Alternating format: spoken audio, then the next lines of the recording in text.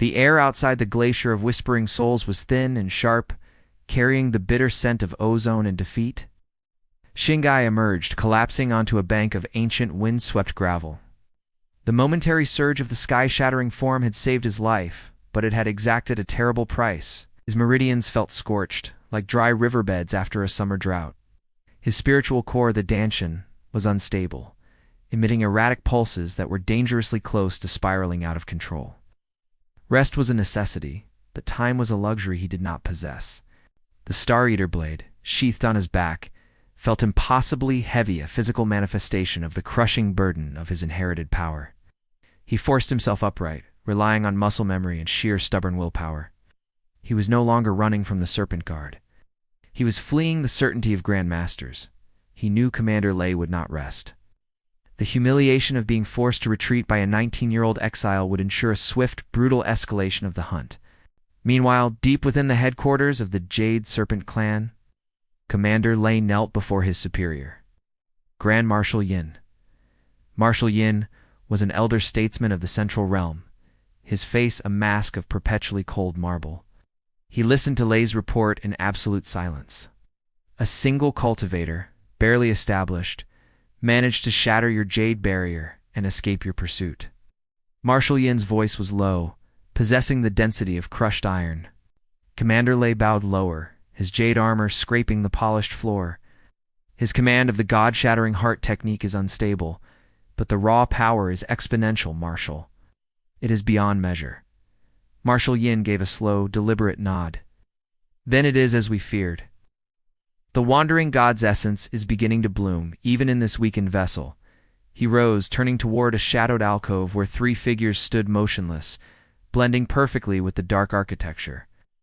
They were the Shadow Walkers of the Celestial Veil.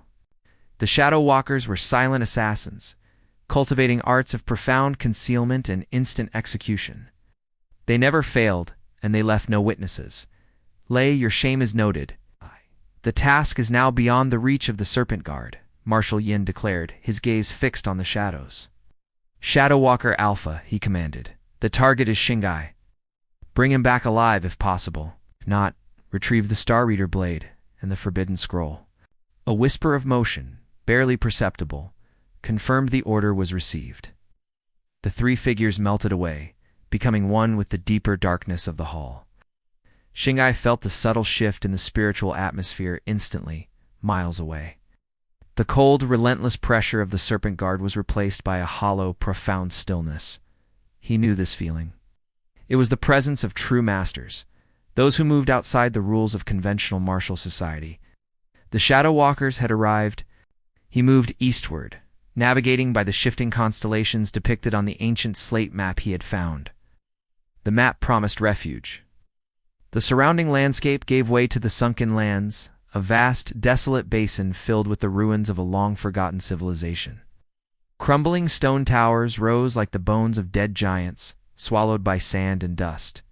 This was a land of silence, perfect for concealment, but devoid of spiritual nourishment. He desperately needed to stabilize his ki.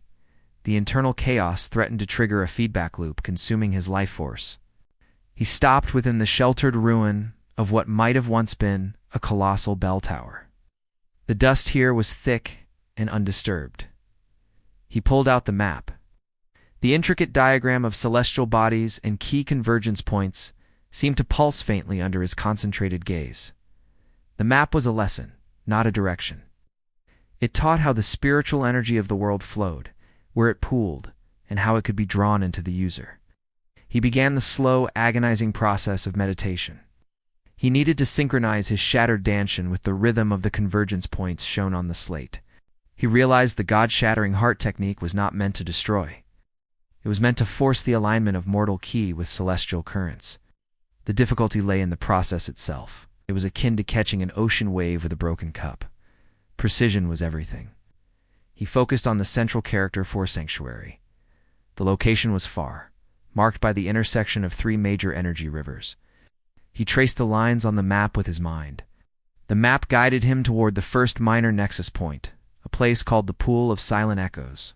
To reach it, he needed to cross 500 miles of treacherous patrolled territory.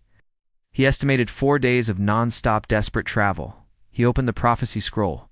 The words resonated in his mind. The God-Shatterer must not rest until the wandering path intersects with the shadowed abyss. He felt no dread, only a profound sense of weary acceptance. His life was not his own. It was a function of an ancient, tragic history.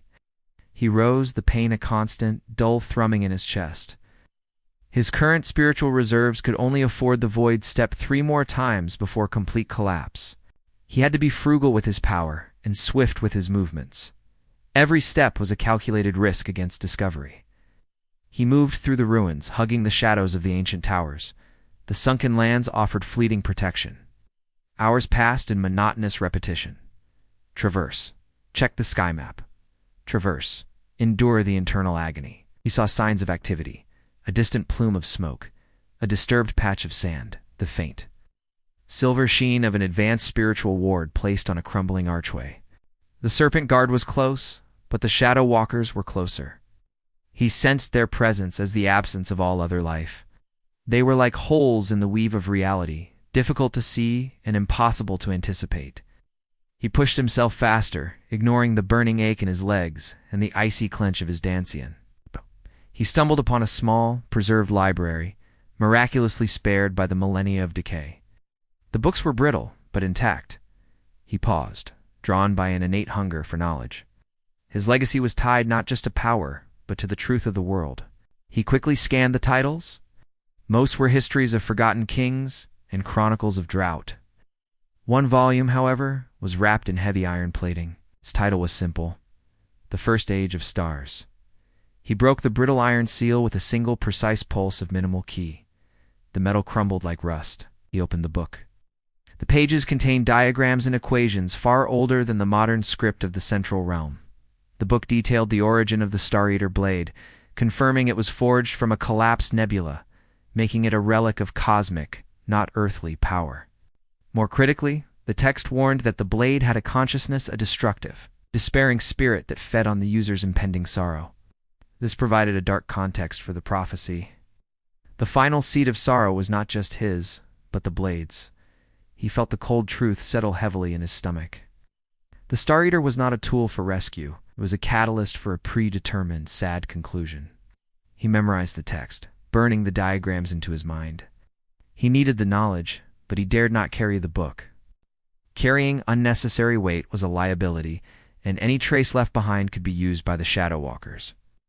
He continued his journey, the vision of the Star Eater's dark, despairing spirit now imprinted on his soul. He spent the next 48 hours weaving through the sunken lands. The Shadow Walkers trailed him like invisible vultures. Once he sensed a flicker, slight irregularity in the light near a ruined arch. It was a subtle shift in the fabric of space. He used the void step preemptively, leaping 50 yards forward without warning. Pouring a frightening amount of his remaining energy into the burst, he did not look back. He heard no sound, but the spiritual pressure immediately shifted behind him, a brief, sharp flare of surprise. He had startled one of the Shadow Walkers. That was an achievement few cultivators could claim, and lived to tell the tale. He kept moving, the adrenaline surge masking the pain, pushing him toward the nexus point. He traveled through the night, guided by the cold, brilliant clarity of the constellations that mirrored the slate map. He began to understand the diagram, not as a flat map, but as a three-dimensional guide to energy channels. The convergence points were where the spiritual essence of the planet pulsed closest to the surface. He needed that essence to repair the devastation wrought by his cultivation technique. Only on the morning of the 4th day he saw it, the pool of silent echoes.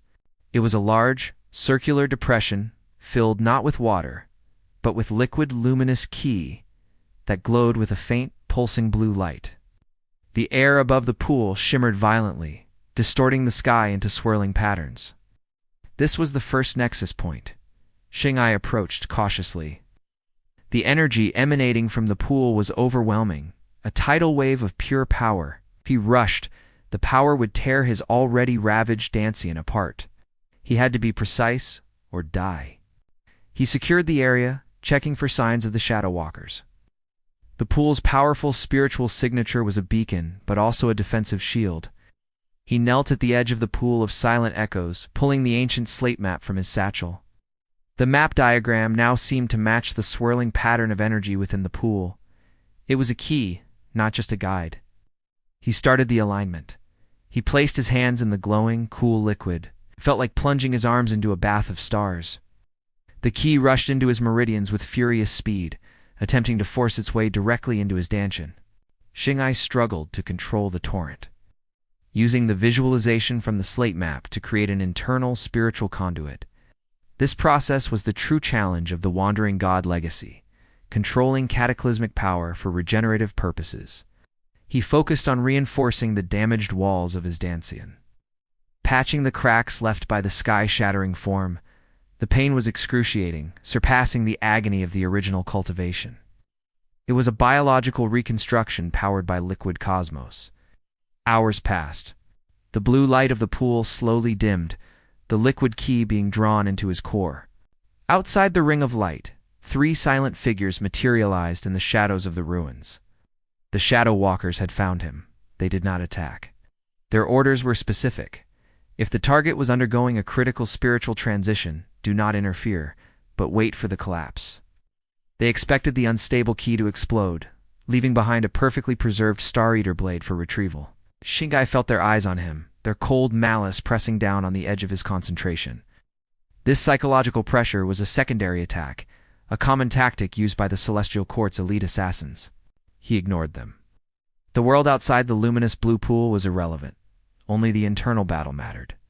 He pushed the last dense wave of liquid ki into his dantian, core sealed, stabilizing with a low, resonant thrum. He had broken through the barrier of imminent internal collapse. The danger was still immense, but he was no longer dying. He opened his eyes. He was stronger, his spiritual reserves partially replenished, his vision sharper than before. He looked directly at the shadowed archway where the 3 Shadow Walkers waited. He knew he could not defeat them all. They were grand masters of concealment and death, far beyond Commander Lei. But now he could fight. And the only thing more dangerous than a wandering god is a wandering god who has nothing left to lose. He stood up, Star Eater humming faintly on his back. The pool of silent echoes was now a dry, sandy depression. "I know who you are," Xingai spoke, his voice carrying clearly across the desolate landscape. "Tell Marshal Yin, I choose the abyss." He took the slate map and turned his back on the assassins. His destination was the intersection of the celestial energy paths. The Shadow Walkers remained motionless, observing his departure.